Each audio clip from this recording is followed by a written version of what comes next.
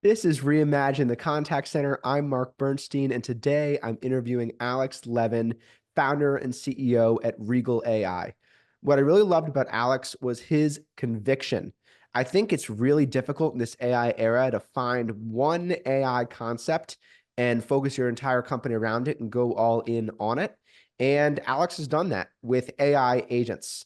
A lot of folks who are in the dialer space or telephony space spend a lot of time kind of waffling back and forth saying, what do we want to be? What do we want to be? And Alex has none of that. They are going all in on AI agents at their core and really exciting to see what technology they're building. I hope you enjoyed this interview today with me and Alex Levin, founder and CEO at Regal AI.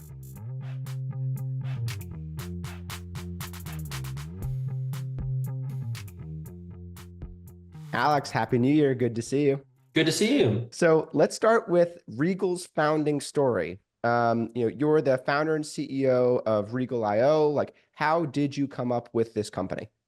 Sure. So my background is more as a product person and marketer, and I went and joined a online home services company. And our dream from the beginning was, be the Amazon of home services, right? Go online, buy anything you want, never talk to a human being.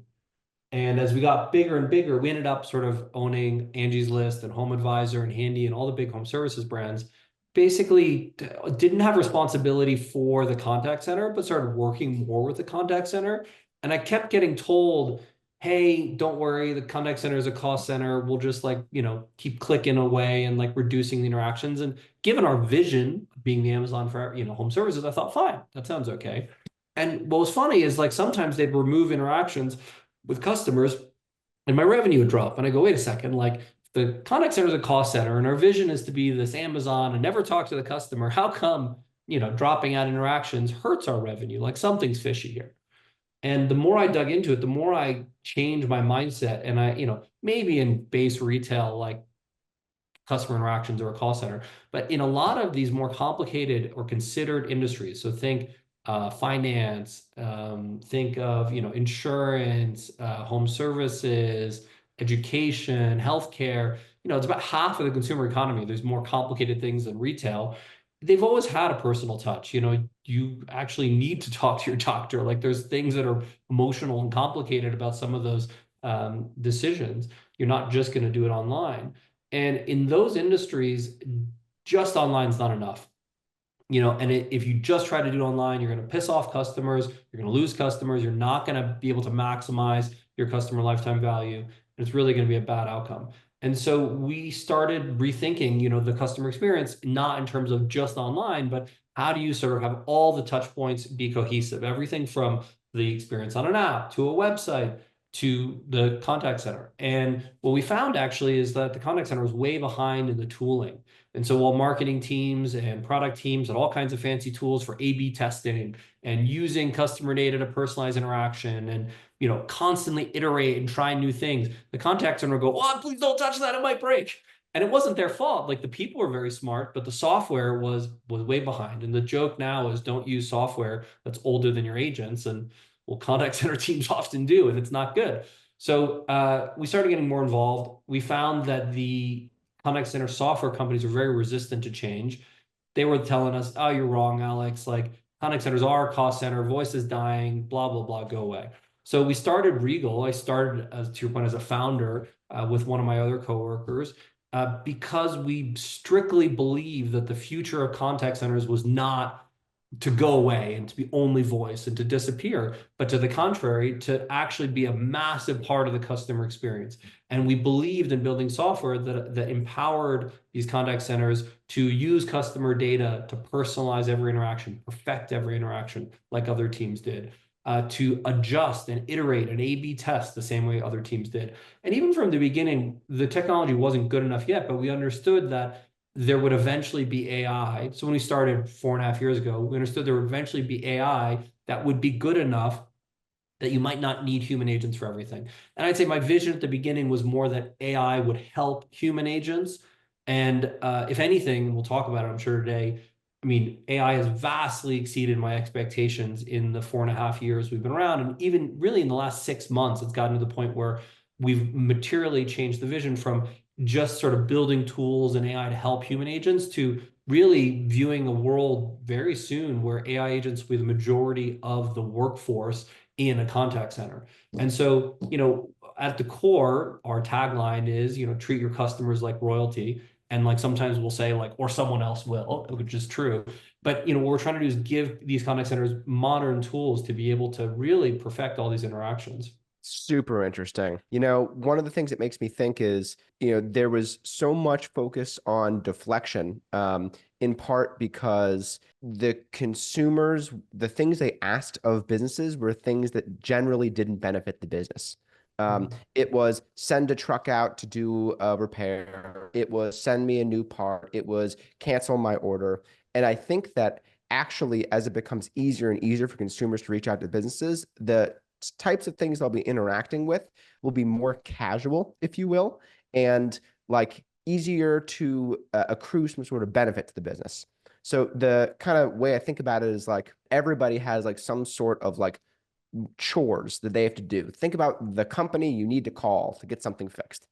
And I can Mm. think about like three things in my house right now where like, ugh, I got a call to get the like the driveway snowed over. We like a landscaping company and the driveway's full of snow. I want to call we have like a part in our refrigerator that's broken. So like why don't you do that?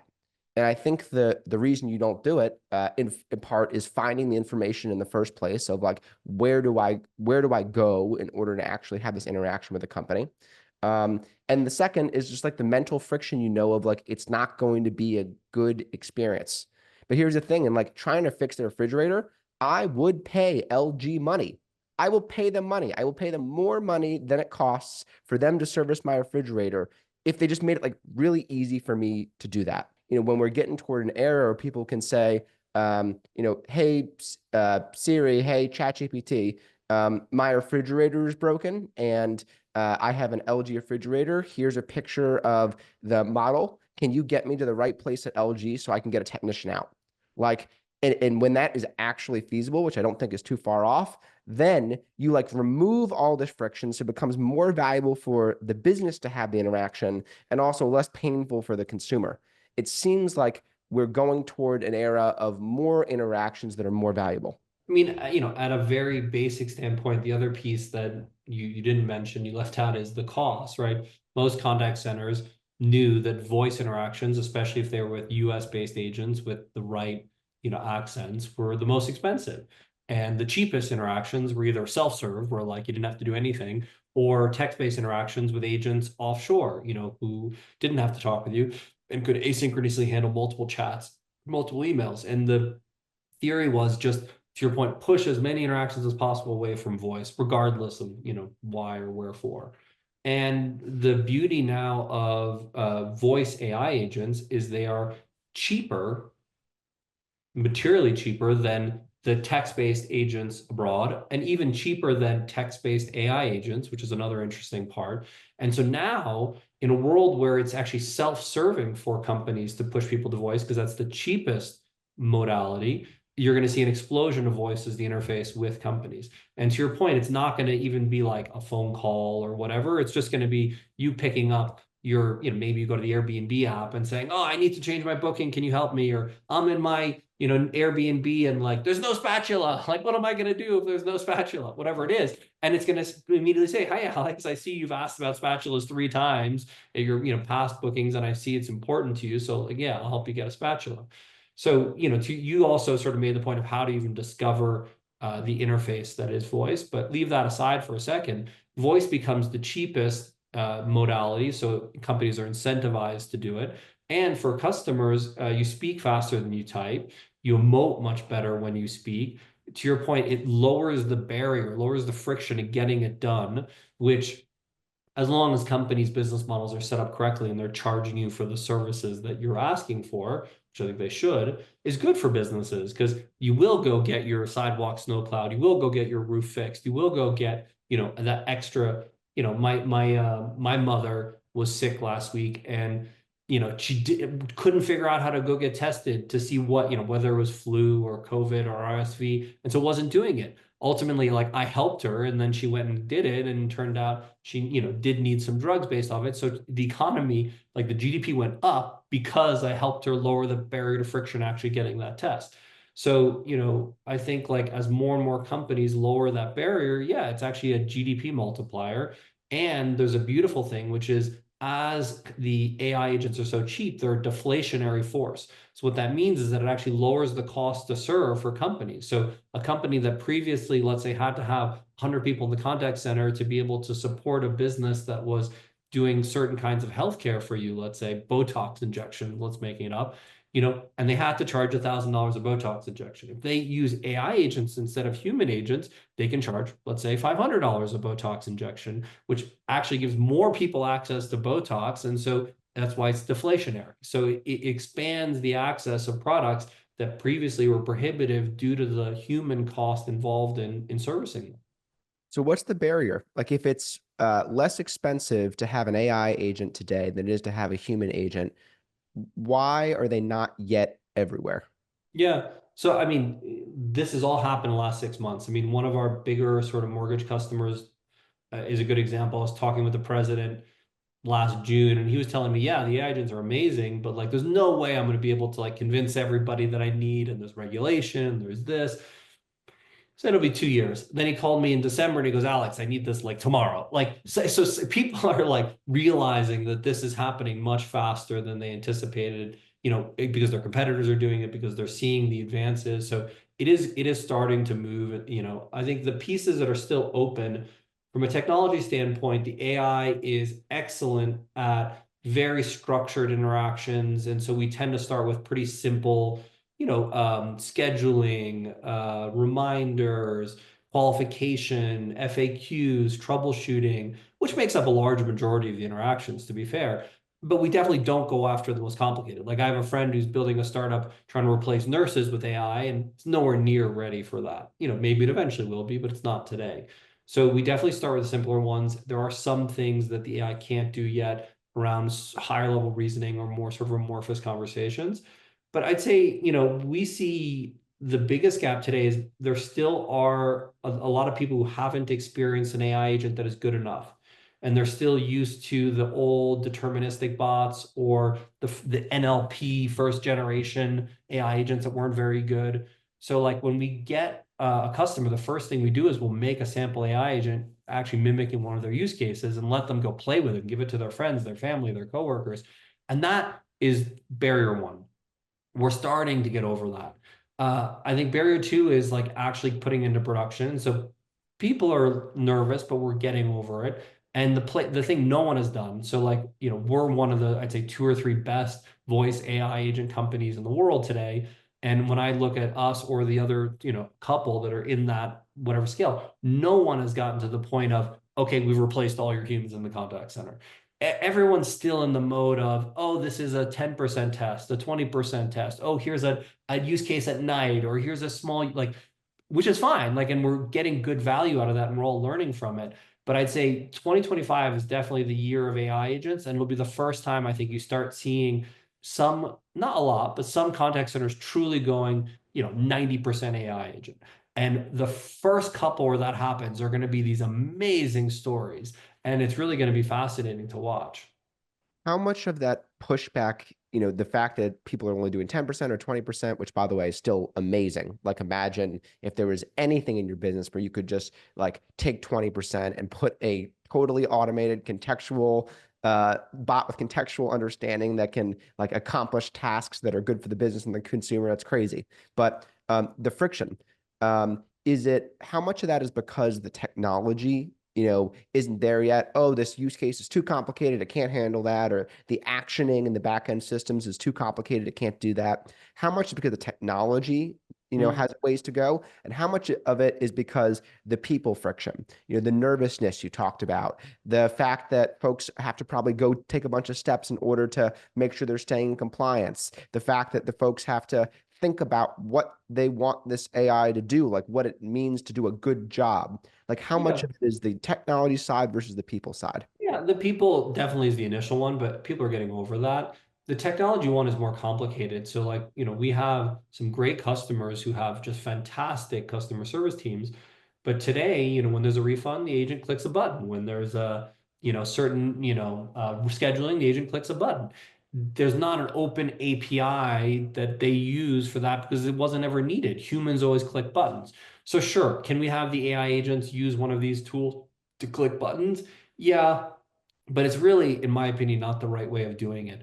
One, because it's not reliable. Like if somebody accidentally changes the button or the internet thing doesn't load correctly or whatever, like the agent is then making the wrong action. So I think for that reason, it's unreliable. But more importantly, just in the long run, there's no reason for there to be a button. Like it should be an API that the agent has access to. So that's real engineering work. So that goes from taking a project where everyone's super excited, hey, I could just replace all my humans with AI and save all this money, to, well, no, you guys are going to have to take an engineering team and take them off of whatever other priorities you had and put them on to creating API endpoints for all the things your agents do currently by hand. And that goes, oh, because Yep. it went from like free money to no, there's real work. Now, I think people are still going and doing that work and we're helping them and it is critical, but that is the part of what's slowing down some more complicated use cases, because again, even if it's more expensive, there's humans do it today. You don't need an engineering team to make any changes for the humans to do it,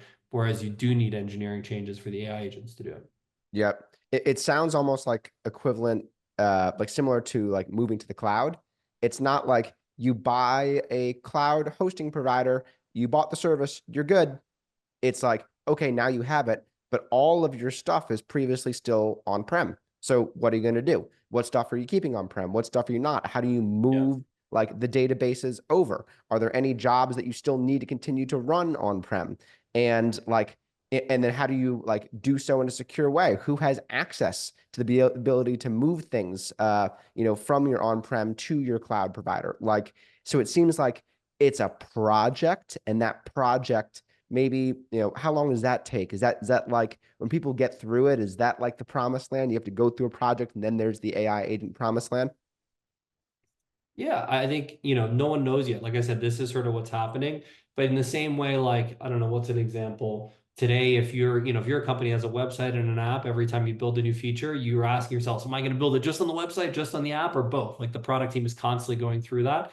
They're now going to have to ask themselves, do I have to build it for the website, the app, the human agents, and the AI agent? Like it's just more surface area that they have to manage for any feature that they build. And so from our side, what's sort of fun is that as we get into this with customers, you discover all the different inner workings of like, well, oh, well, actually, we just have the human agent like click through this link and go to some other place and fill in a little spreadsheet and it's okay. But like when it was human, fine. It didn't matter if it was a little bit weird workaround. Once it's AI, like again, there are ways to use browsers to do that, but the more reliable way would be actually have this be a correct technology solution, and that is work that previously like wasn't getting invested in the contact center. So, it's coming. I think part of what's interesting is like we're seeing CIOs be more and more involved in these decisions around the AI agents, partly because they're the ones who control the teams that are going to do the work on the technology side. The contact center teams can't succeed on their own because they don't control the engineering teams that will do the work. That's a little bit of like a mind warp. Um, and you think about like the traditional paradigm of like make sure you build technology for the end user. And you used to be able to go and sit next to the end user and talk to them. And they're like, I'm Steve. You're like, hey, Steve, tell me how you would use this. And you learn a lot about Steve, and you're like, oh, okay, Steve would probably prefer the button goes here, and he probably wants to take these steps. But you're also now building technology for the end user. But the end user is not a real person. The end user is like an AI agent. So it's really interesting that as you're developing your systems, you're thinking about like, how would a human use this, but how would an AI agent use this? And you're Yeah. having to make like design Yeah, decisions. and go back to your point at the beginning. Let's say, I'm using the metaphor where, or the Yeah. example where a company is hiring us to build AI agents for them. Go back to the example you were giving where you as a customer are using ChatGPT and want ChatGPT to take an action. AI agents largely don't see images on web pages. And it's not that they can't, it's that really just the way they're only scraping text. So there are abilities to translate like a PDF or an image into text. That's extra work. So most AI agents, like if they're going and crawling the information on some website, if something's in an image, they don't even know about it. So, what part of what people are talking about now is like, hey, am I building a website for a human, for an SEO scraper, or for an AI agent to be able to interface with it because somebody's going to go to ChatGPT and say, please reschedule my booking on, Travelocity. And they're going to want the AI agent to be able to navigate a site with, and actually see it. So I think it's very interesting to think how the technology is going to be built for this new interface. Personally, I think like I've in my own life have used a system where I sort of use voice notes and voice transcribed emails heavily. So I'm very used to it. And it's amazing how much it unlocks in terms of like the speed of work and your ability to get things done. So I think as people get more used to the world where voice is always available instead of a world now where it's like, oh, I have to call the car dealer, they're not going to answer, and then they're going to put me on hold, and then they're not going to be like as they get away from the hold times and towards always available omniscient AI agents, yeah, there's going to be an explosion of productivity, that'll come out of that.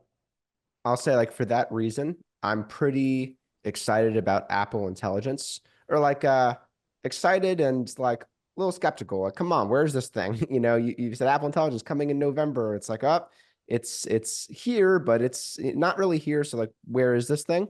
Yeah. But the idea, the trifecta of, Apple Intelligence, iPhone, AirPods is kind of like a pretty amazing trifecta. And I've actually like, explored that newly as a new dad because I'm like, my arms are full. I want to send a text message. I want to make a phone call, but I am holding a baby. And if I have to put the baby down, I have to go find a place to put the baby down. Mm. Or I can do a hey Siri and then say XYZ and I have my AirPods in. I'm going around with them all day. So the ability to like text just by like shooting off a text with their voice, ability to do a call, shooting off with their voice, really powerful. And I would love it if, Apple Intelligence allows you to pretty much launch an AI agent with your voice. I imagine that's what they're building. Yeah. Um, but I think that's like kind of a world-changing paradigm for people if you're like able to walk around your house and launch AI agents to go get things done for you with a few sentences. Yeah, for sure. Yeah, and it's going to completely change, like people are talking about already, like, change the face of like search.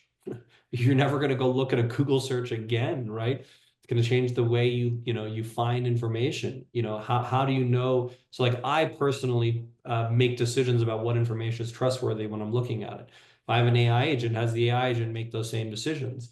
And I think what'll be fun is over time how you get to sculpt your own AI agents. So, what voice they use or what attitude they have in a simple sense, and in a more complicated sense, what is the most trustworthy way of doing things, or what is a process you want them to go through? Because I have a very different opinion perhaps than you do. And so, that sort of ability to customize your AI agents around you and interact with brands with your custom version of an AI agent will get pretty fun. Yeah, there was this Netflix movie I saw recently. I'm trying to remember exactly who it is. It had basically the premise was that there's this like AI that escapes and goes to a different planet, and it's bad AI, and the human has to go chase after it and bring it back, like to the human police department. And basically, the AI is super powerful, so it can do anything it wants, and um the human partners with this little robot and it kind of gets in the robot. It's like, think about like a transformer, but you like sit in it and Mhm. it gets in the robot. And at the start of the process, when you get in the robot like uploads your brain. It like asks you a whole bunch of questions and like really gets to understand you and goes like, cool. I now am like melded with your consciousness. I like what you think I am optimized for. Yeah. And um, I think that is like the path we're going down. We're going down the path of the AI is going to get information from you, probably passively, probably through your like searches, probably through like, some sort of listening that we allow it to do as we go throughout our day to day. Probably not an active like answer 30 questions about what you want me to be Yeah. like, but it's probably going to passively get information from you and then end up being have a lot of degrees of personalization to be the sort of assistant that you want it to be. Yeah, in each generation of this technology, if you think about the web browser, the mobile device like cell phones. So each generation, like there is this interesting debate that comes up pretty quickly, which is how much am I willing to trade off my personal information in exchange for easier use? And largely, it's funny, in the United States, largely Americans are okay giving away lots and lots of personal information for it to be easier. Europe and some other places are a little more suspicious and want sort of more control over their personal information. But it's amazing. In the US, like we're like, okay, whatever. No, I'll give you all my information in exchange for a slightly cheaper thing or a little bit easier to use. So yeah, I think the United States is a good place where we can start testing and seeing, what limits people have. But yeah, I don't know yet. Like I'd say mostly we're seeing the innovation still on the brand side, where the brands are building these AI agents and doing all this stuff. I've yet to see real material innovation on the sort of personal AI agent side, but it may be coming soon. I'm definitely seeing it in the business world. There's a couple companies that were started in the last 6 months that are trying to think about like how do you create an AI agent sort of that assists a go-to-market person or assists an engineer, like on the business side, you're seeing it. I haven't seen like the equivalent of like a superhuman, but for, whatever, superhuman type app, but for like my personal life. I'm curious, what does Regal's product look like today? And then given all of, what we've talked about and what the landscape looks like, where do you guys want to take it over the next year or so? Sure. So at the core, we sell two products today. So one is a full CCaaS product that competes with somebody like a Five9, and we're replacing the old school infrastructure that has no personalization, has very little customer data, has no ability to iterate and adapt with a modern system that gives you great advantages from a cost perspective, a CSAT, and even revenue perspective. And then the other product we sell really only as of like 6 or 12 months ago is an AI agent. And we have SMS and chat and other channels, but the majority is the voice agent. Wow. Our industry is like that is the biggest use case, and that's the most important use case. And that the big difference I'd say is whereas on the CCaaS side, it's almost always rip and replace. Sometimes they have multiple, but 90% of the time we're removing Five9 and we're putting in Regal. Um, on the AI agent side, it's not rip and replace, right? It doesn't matter to us which system you have. We function well with everything. And so it's often they keep their current CCaaS and they're starting to use Regal. I will say the best is we've built Regal in such a way that you can have both human agents and AI agents in Regal. And so the best is as companies realize that AI agents are more the future, they want to switch even their human agents into Regal to be alongside the AI agents so that they can route to both. Right? You can have queues with both human agents and AI agents in them. You can treat them in many ways like human agents within Regal. So I think like there are a lot of reasons why we still recommend people switch their sort of speak CCaaS into Regal, even if they're only using us for AI agents at the beginning. But those are sort of the two products. I think, the future is very clear to us now. And I think, at the beginning, I didn't see this. I thought AI would just assist humans. But really the future is that in a contact center, there will be humans, but there'll be P&L owners who are deciding how to allocate funds, right? There'll be managers, training AI agents, doing prompt engineering. There'll be some escalated, sort of issue people, but there will not be frontline agents, period. They will be gone. AI agents will do all of that. And so for the best companies in 3 years, that'll happen. For the slow companies, maybe in 10, that's kind of the over under, but it's going to happen very fast. And so we are building the contact center software, the full end-to-end platform for you to be able to run this, what we call omni agent world. So both human agent and AI agent in a platform. Everything from, who are you having conversations with? What are you saying? What channel? And, all of that happens within Regal. So it's really an opportunity to switch from a very old school legacy, CCaaS system to a much more modern interface that's going to take them to the future. Wow. Do you think so right now, customers will start by kind of chewing off 10 to 20%, if you will, of their agent workforce and using AI agents for that. What does the path to 100 look like? Yeah, 100 is harder, but let's say path to 90. Sure. It depends on the industry, but in a lot of these use cases, that we deal with, they first of all, they have both inbound and outbound. They have omni-channel. So, you're talking about chat, SMS, phone, email, more than just one channel. And you're talking about, mostly pretty well-defined interactions. Like there's always 10% that are maybe a little bit crazy, but it's nothing crazy in terms of interactions. And I think to what we said before, it's the biggest piece of work, the biggest lift is probably actually on exposing internal systems like their CRM or their admin that agents are using for refunds and scheduling and such. And so I think as long as like they're doing the work to expose the internal systems, we're at a point now where technologically, like from an AI agent standpoint, it is definitely possible to do those 90% of interactions. And it's just about, walking through it. The closest paradigm I would give, or parallel I would give, is when most contact centers went from onshore to offshore. There was a time where, oh, we couldn't possibly go offshore. If they're so far away, how could we use the agents in the Philippines? And then you realize that they're good, nice human beings, and you can hire the ones that are good for customer service and they speak great English and they're really excited to have this job and they can work US hours, and all the things you thought were objections are gone. And contact centers moved massively from onshore to offshore and made that transition. And so in the same way, that maybe took 10 years.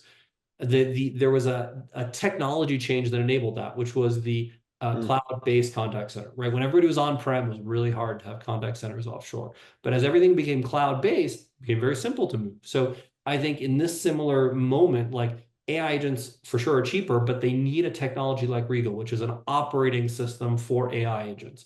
And so once we've given them the operating system for AI agents and humans, it becomes very easy to make that switch and move things over. And is that something that you think, like, what kind of company is ready for that? Do you have to be the most innovative company to do that? Do you have to have like a lot of pain and you're like, oh my God, like I need something? Like, what are the kind of companies you say, like, I'm ready, let's do it? Yeah. I mean, for sure, for us, it's fun to be with companies that like being early adopters and are ready with the engineering team that already have all these like API endpoint, makes our life really, really easy. We can just go and roll this stuff out. But you don't have to. We have companies of every ilk, and I obviously won't name names, but from the companies that see themselves as the slowest, whatever, to companies that see themselves as the most innovative. And the point I often make to people when they tell me they're slow is I go, what do you mean? They go, oh, well, we're really slow to adopt, cloud contact centers. We're slow to adopt apps. And I go, okay, that may be true, but you have a decision to make here. What do you mean? I go, well, it's a new wave. You can decide, do you want to be at the Yeah. front end and surf the new wave, or do you want to wait? And they go, oh, I didn't think like just because you missed the last three trends doesn't mean you have to miss this one. So, not everyone wants to do it now. That's fine. But it is definitely a choice. And it's not required that you're behind on this next trend because it's a completely new ball game. And so some people are looking at that and taking the opportunity and saying, okay, I know we missed the cloud-based thing. I know we missed the mobile thing, but we're not going to miss the AI agent. It's their opportunity to take a bigger share of market in their industry. Given what you're building at Regal and what you're seeing in the marketplace, where do you see AI going broadly, like as a society, as a world over the next 3 years? Yeah. I remember talking with some of the folks at OpenAI even a year ago, where their basic point to me, they had obviously seen things I hadn't seen yet, was look, we're about to come out with models that are just phenomenal and are going to completely transform your ability to interact with AI agents, which I've now seen and I agree with. But their point was, look, the only thing that's going to slow this down is regulation. So to date, there's been pretty light regulation on AI agents, and as long as there's nothing too strenuous, like I said, between 3 and 10 years, AI will take over contact centers, and I think a lot of other industries are going to be the same. In the next, I'm not a politician, but and I'm not sort of taking sides, but in the next sort of presidential sort of term, it's unlikely there's going to be a lot of regulation. It'll be pretty business friendly, so it'll be 4 years to run pretty fast. After that, who knows? And so regulation could have a material effect on it. There's also opportunities for regulation to help. So take an example like life insurance. Today, you have to be a certified, licensed life insurance agent in a specific state to sell certain kinds of life insurance. So a lot of companies have, maybe tier one agents who aren't licensed to do qualification, and they pass it to human agents. So we can replace the tier one agents, but legally we can't replace the human agent. So I'm having conversations now with some of these licensing bodies to ask, well, what happens if an AI agent passes your licensing test? Could they be licensed? I mean, they're not human. Like, can a non-human have a license? And they're not ready for that. But that could be positive, or regulation could help move AI forward faster. But regulation is a big part of it. The other big question people have is they start talking about, artificial general intelligence, AGI. I stay away from that topic more. I think it's very sort of loaded, and like people are very nervous about sort of outcomes that could be very negative if AGI gets out, and it could really be bad. Two, largely, I've not yet seen anything that indicates that it will come that quickly. So I think we have more time before like true AGI. I think in the meantime, what's more interesting is you have these systems that are amazing at learning, amazing at taking feedback. Ask yourself, what can they do well? Don't worry that it's not AGI. There's plenty that it can do very well without the artificial general intelligence. Alex, this was awesome. Thank you so much for your time. Really great conversation. Yeah, thank you for having me.